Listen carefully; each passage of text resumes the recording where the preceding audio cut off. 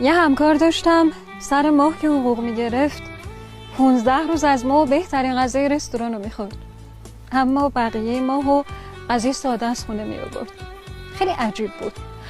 یه روز بهش گفتم تو کی میخوای به این وضع ادامه بدی؟ گفت کدوم وضع؟ گفتم زندگی نیمی اشرافی نیمی گدایی. گفت تا حالا غذای فرانسوی خوردی؟ گفتم نه. گفت تا حالا برای کسی که دوستش داری همه پولتو دادی هدیه بخری؟ گفتم نه. گفت اصلا تا حالا کسی رو دوست داشتی؟ گفتم نمیدونم. گفت تا حالا توی بهترین هتل اقامت داشتی؟ گفتم نه. گفت تو اصلا زندگی کردی؟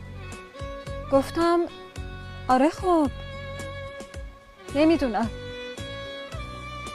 تازه فهمیدم اون زندگی رو زندگی کرده بود. ازم پرسید میدونی تا کی زنده ای؟ گفتم نه.